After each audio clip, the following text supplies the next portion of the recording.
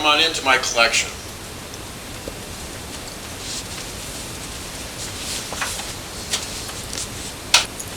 Hi, my name is Bill Trotter. I'm a magic collector and historian, and I'd like to show you some of the pieces of apparatus from my collection today. As you come into my home, you see here on these three sets of shelves items that were made by my great friend Michael Baker of Peoria Heights, Illinois.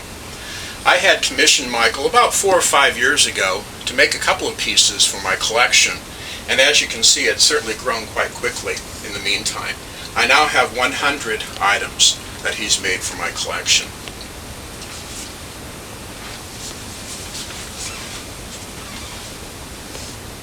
The items that are seen here on this wall were made by my dear friend Mel Babcock in Kashmir, Washington. Mel's been a great friend for a number of years now, and this summer he's going to be celebrating his 80th birthday. Mel's noted for making some exquisite pieces out of just a variety of natural wood, but as you see, there are a few painted pieces within the collection as well.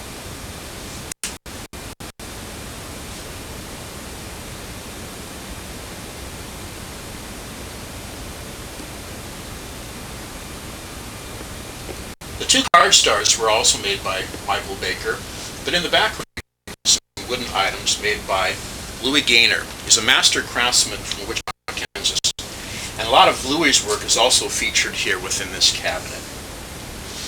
Along the ledge here are items made by the world-famous Norm Nielsen.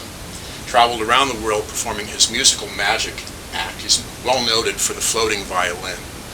The items that are seen on the ledge are items from his Okito Nielsen line. He learned in 1962 from Okito himself how to build these nice pieces of apparatus. In fact, he still uses some of Okito's original tools. Over here, some further items that Norm has made for my collection. And on the shelves here, these are original pieces of Okito apparatus, made from the early 1900s up through the 1950s.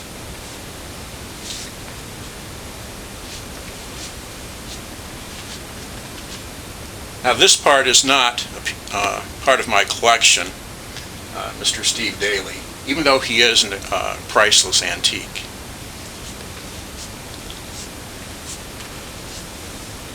Over here we have a complete set of Chance Wolf's apparatus.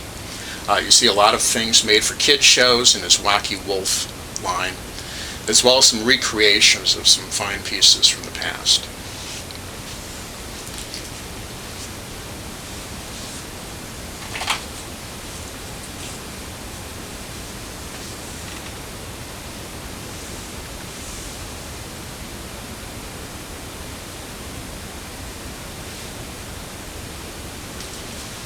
Through this area here, these are all items made by a company called Milson Worth out of California.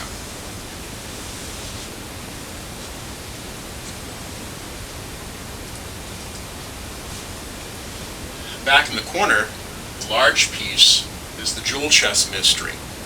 This was the first of only 3 sets made by Bob Klein. This was originally in the collection of Joe Stevens.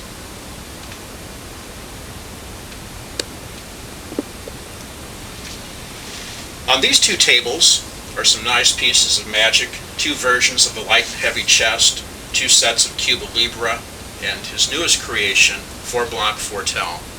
These were made by Steve Corbett, better known as Gimpy, who's a dealer this year at Abercorndabra.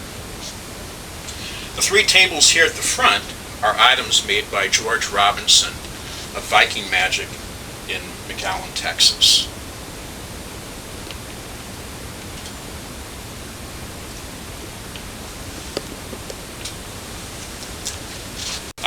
Back row were made by my good friend Walter Shepard and decorated by his wife. Here is an example of the work of my great late friend Ben Stone. He made various French guillotines, but he only made 2 in this particular style with a crank handle. And as you see, it kind of adds a little bit to the drama as you hear the blade rise.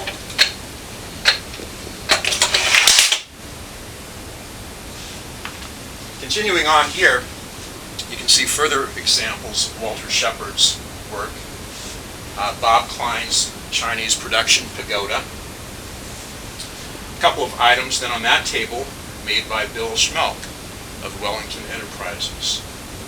In the corner, there's a rare Okido flower pot production table. And in the back shelves, those are items made by Don Redman of Louisville, Kentucky in the 1950s. In front of that, you see then an excellent set of Rings and Things Mandarin Transformation, better known as the Rice Orange Checkers. A few of the books in my collection you see next. And then on these shelves here, there are items then made by Bob Klein and some nice woodwork made by Dave Powell.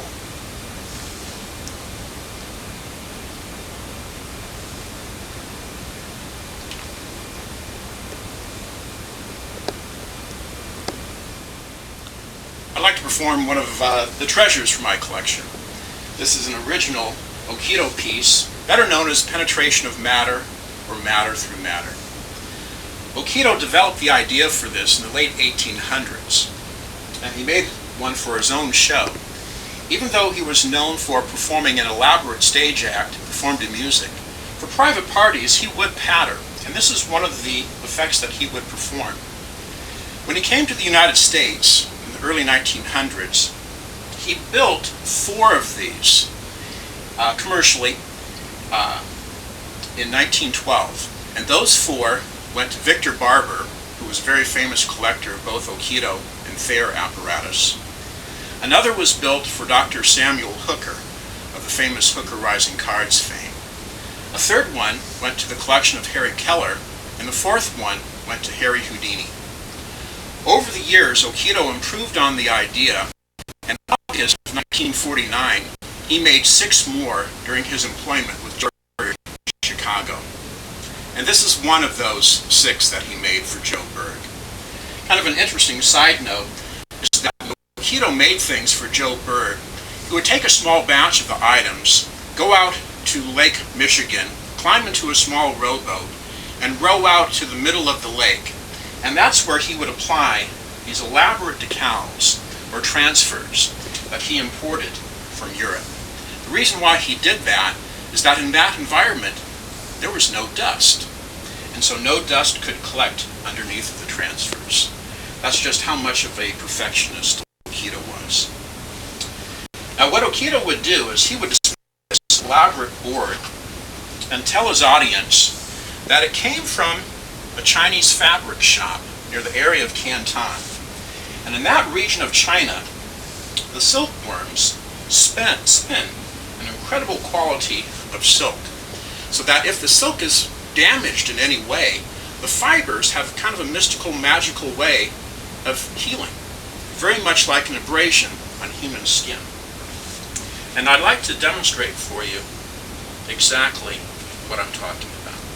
Here you can see then a sheet of silk, intact.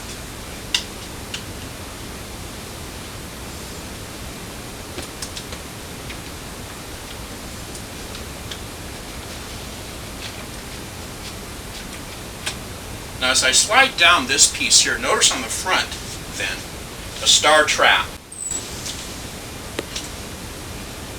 Taking a Mel Babcock wand,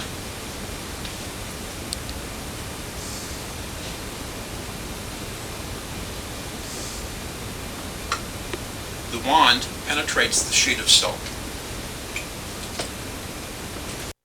even from the other direction.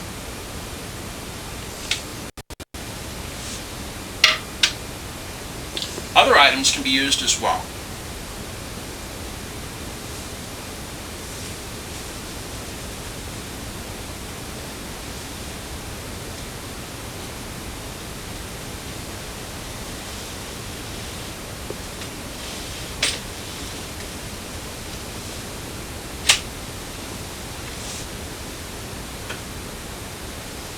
But as you can see,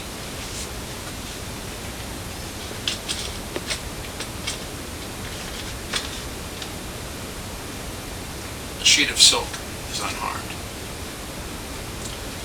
Okito would then next go one step further and borrow a bill from an audience member.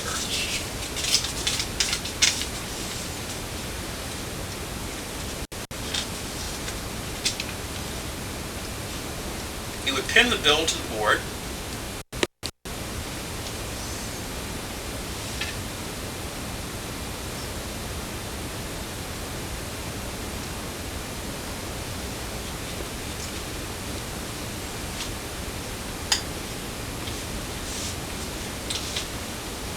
and as you can see, as I turn the board around, you can see the dollar in front of the hole.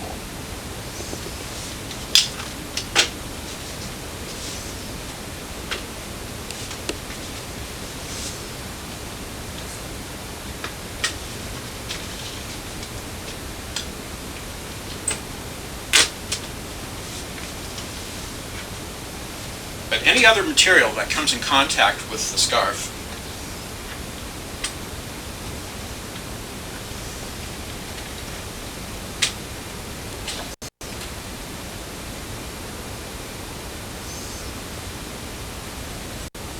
is not damaged either.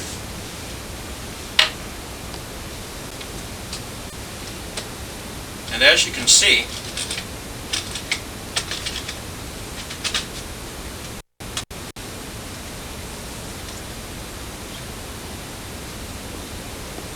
even the bill is unharmed. That is Okito's penetration of matter. And now I'd like to show you how this works. It's really quite ingenious. As you see then, initially I show you the sheet of silk, and I'll perform this with the dollar bill still in place.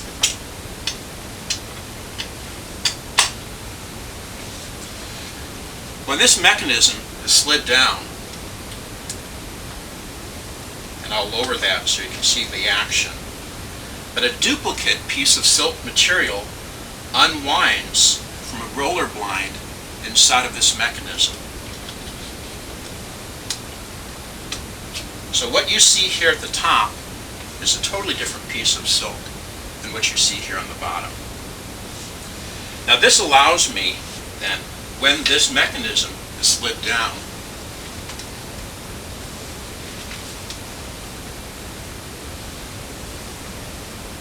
to open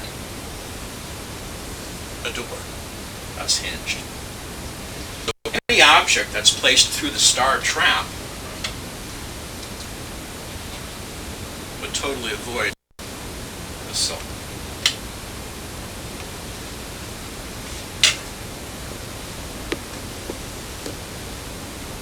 But placed back into the upright position,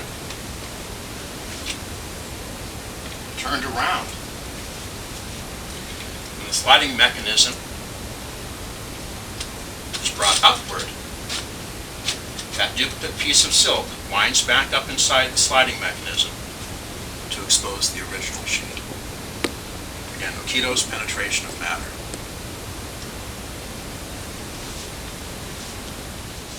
Well, again, my name is Bill Trotter. I hope you enjoyed seeing a portion of my collection and that you enjoyed my performance of Okito's penetration of matter. Thanks to Steve Daly, and I hope you have a great time at Abercorn Dapper.